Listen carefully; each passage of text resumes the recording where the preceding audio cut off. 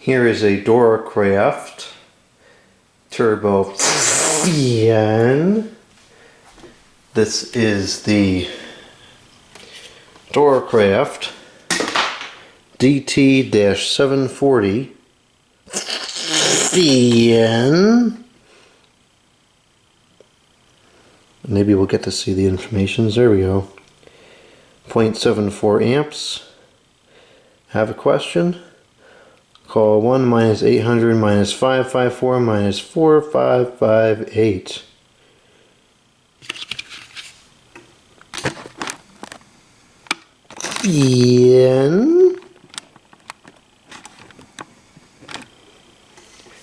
This is one of the first fans. Oh, here's the date code. I don't like to assume that any two numbers are the year, but 1995 would be a very likely year of manufacture for this thing. This is the first fan I purchased from the e-ripoff in a very long time. That letter H that comes right before the letter I told me about the auction. He sent it to me and said I should buy it, and I like these fans. I remember when these were still for sale. They were on the market for a long time. There was a store nearby that used to carry them, and the store, I believe, is no longer there.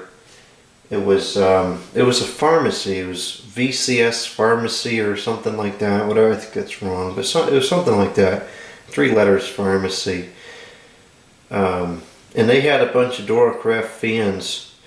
That same store is where I bought the 2 box fans that I have from the late 2000s, the Duracraft window table box fans. They used to have those. They had these. They had a bunch of they had some of the oscillating desk fans and some pedestal fans that they used around the store. And I saw these around quite a bit, so I like these. And they came in a lot of neat color schemes. This is one of the very rare ones. The more common ones, I think they still make a flavor of this in like white and gray. But this is the red and blue. And that's a green, I guess, and the blade is kind of like an orange or yellow color. And the cord is red all the way through to the plug, which is broken, all messed up here. What the heck? The plug is a polarized, non-fused plug. It's actually in really good shape. The whole fan is in pretty decent condition. Sans the tip of the control panel, the knob, because there's always something with the e-ripoff. The individual that sold it to me, they put it into a box with no packaging materials whatsoever. I happen to have a box right here, so I'll demonstrate the way it was. It was like this. Actually, this might have been the exact same box that it shipped in. It arrived like this. And it's just like, seriously? I mean, it so obviously doesn't fit. It's like an inch over. And they just wrap it up with tape, and half a roll of stinking tape again, and send it. It's classic. People just can't pay attention. They can't care. It's dysfunctional. What is wrong with people? Anyways, that's how it arrived here. I was shocked that it wasn't more damaged than that. There's definitely some odd deforming of the plastic. Probably the sun breaking it down. Definitely worse on the top. And so chipped on the, yeah, it's just starting to really deteriorate and be brittle and just kind of crumble apart. So this probably spent a good portion of its life near a window or at a very sunny desk or something like that. Seems like mostly just the red plastic that's deteriorating. The blue plastic seems to be okay. I always found that with plastic, the different colored dyes seem to really affect the integrity over time. I've noticed that with the Lasco box fans, those cool color fans or warm color fans, those seem to have a much higher tendency for the blades to break than the regular white ones. Okay, so let's plug this in and see if it works. Start off with the low. Oh, I think we're going to have a case of stiff bearings here.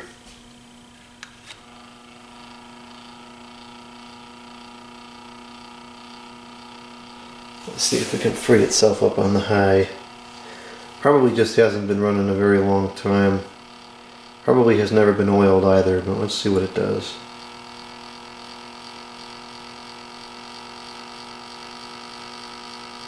Sounds awful, jeez.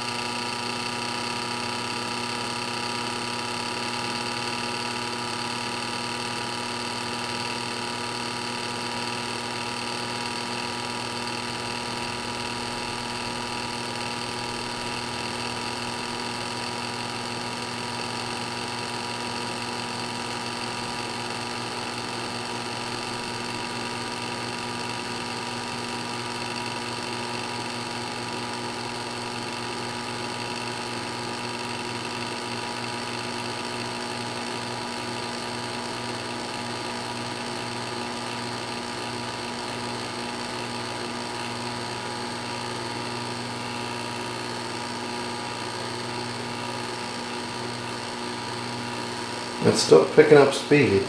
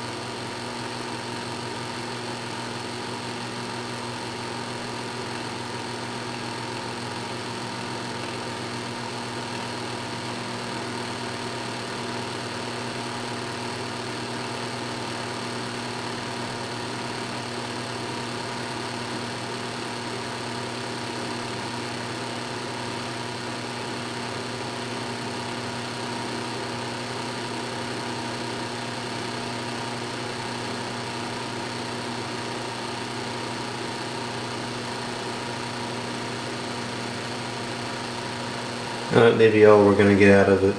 But for whatever it's worth, it did start up and run, and it's moving air. It's moving a decent amount of air. I don't think it's running anywhere as near as fast as it should be, but it's trying. I have to say, for just being comprised of C-frame shaded pole motors, the bearings in these things seem to held on for a while. A lot of these cheaper fans that ship with the basic C-frame motors never seem to last that long. But these seem to stand the test of time pretty well. Of course, now it's getting to the point where they're starting to lock up, you know, over 2 decades later, but this is running better than most fans made today will next year.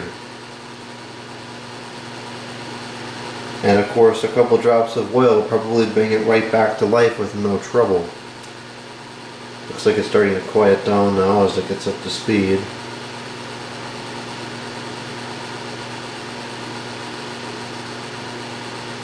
I wonder if the placement of the motor being in front of the blades got it more air and kept it running cooler, which caused the bearings to last longer.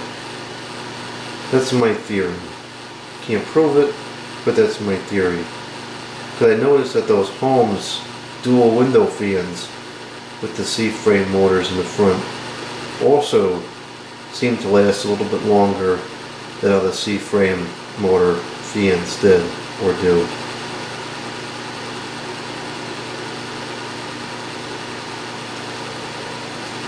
I actually think it's getting close to full speed now.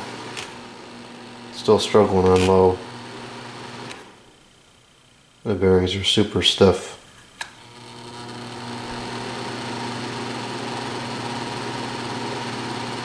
There's no point in running it anymore the way it is, so we'll have to get a service, but once it's serviced and cleaned up, it should be a neat example of this rare fan.